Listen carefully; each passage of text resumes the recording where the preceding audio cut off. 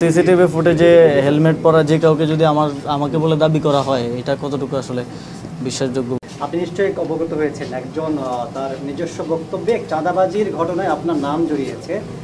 এই বিষয়ে আপনার আসলে বক্তব্য?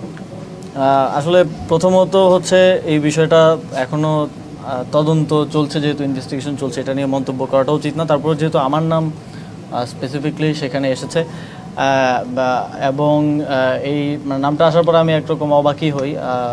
জানাল আলম অপুকে আমি চিনতাম যখন আমি ছাত্র অধিকার পরিষদে ছিলাম 2022 সালে, যখন ক্যাম্পাসে আমরা ছাত্র রাজনীতির সাথে যুক্ত ছিলাম, তখন সেও ছাত্র অধিকার পরিষদ করতো, সম্মিলিত বেসরকারি বিশ্ববিদ্যালয়ের কমিটিতে বোধহয় ছিল। তখন চিনতাম, কিন্তু গত 2024 সালের 5ই আগস্টের পরে তার সাথে আমার কখনো কথা বা দেখা হয়নি। এবং এই ধরনের একটা ক্লেম আসার পরে তারপরে আমরা আবার আরেক জায়গা থেকে জানতে পারলাম, আজকেও কিছুক্ষণ আগেও আমি ক্যাবিনেট থেকে বের হয়ে দেখলাম যে একজন সংবাদ সম্মেলন করেছেন, তার স্ত্রী পরিচয়। আমি খোঁজ নেওয়ার চেষ্টা করছি যে আসলে কী ঘটনা। তবে তিনি সেখানে দাবি করেছেন যে অপুকে গুম করে নিয়ে এই স্টেটমেন্ট আদায় করা হয়েছে জোরপূর্বক। যদি এরকম কিছু হয়ে থাকে, এটা আসলেই অত্যন্ত শঙ্কাজনক। 5ই আগস্টের পরের বাংলাদেশে আমরা যদি আবারও আগের মতো, এটা আসলে ঢাকা বিশ্ববিদ্যালয়ের গেস্ট রুম হতো, আপনারা জানেন, আমাদের এখানে আয়নাঘর ছিল, যেগুলো 5ই আগস্টের গণঅভ্যুত্থানের ফলে এখন অকার্যকর। সেই প্র্যাকটিসের দিকে আমরা যাচ্ছি কিনা, এটাও একটা শঙ্কার বিষয়। সিসিটিভি ফুটেজে দাবি করা হচ্ছে যে আপনি বাইকে চড়ে গিয়েছিলেন ঠিক ভোর রাতে, আপনি গিয়েছিলেন সেখানে?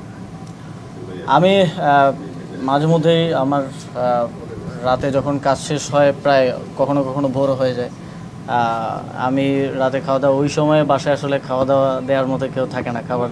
তো আমি মাঝে মধ্যে বেশিরভাগ সময় যাই 300 ফিটের নীলা মার্কেট বলে একটা জায়গা আছে, আপনারা জানেন, ওখানে হাঁসের মাংস খুব ভালো পাওয়া যায়। তো ওইখানে হয়তো যাই 4-5 জন মিলে। তো আবার মাঝে মধ্যে ওইটা আবার বেশি ভোর হয়ে গেলে বন্ধ থাকে, তখন ওইদিকে ওয়েস্টার্নে যাওয়া হয়। তবে এক্সাক্ট ওই দিন আমি গিয়েছিলাম কিনা বা সেখানে ছিলাম কিনা, এটা আমার যেটা দেখা যাচ্ছে সেটা কি আপনি কি না 17 জুলাই এখন দেখেন, সিসিটিভি ফুটেজে হেলমেট পরা যে কাউকে যদি আমাকে বলে দাবি করা হয়, এটা কতটুকু আসলে বিশ্বাসযোগ্য বা কতটুকু, আমি এই বিষয়ে আর বেশি কিছু বলতে চাই না, কারণ এটা তদন্তের অধীনে একটা বিষয়, যেহেতু তারপরে অনেক কিছু বললাম, কারণ আমার বিষয়ে যেহেতু এলিগেশন আসছে, আমি সেজন্য বললাম আর কি। অস্বীকার করছেন অভিযোগটা? হ্যাঁ, এর সাথে ভাই আমার কোনো ধরনের সম্পৃক্ততা নাই, এবং আমার মনে হয় না এখনও কেউ এরকম কোনো প্রমাণ দিতে পেরেছেন আমার সম্পৃক্ততা আছে। বরং আরও যা সাক্ষাৎকার নেওয়া হয়েছে, এই সাক্ষাৎকারটা একজন রাজনৈতিক নেতার বাসায় একজনকে জোরপূর্বক নেওয়া হয়েছে বলে যে অভিযোগ এসেছে, এটাও অত্যন্ত গুরুতর একটা অভিযোগ, এবং সেটা পরিবারের দিক থেকে এসেছে, যথেষ্ট রিলায়েবলও এখন পর্যন্ত মনে হচ্ছে।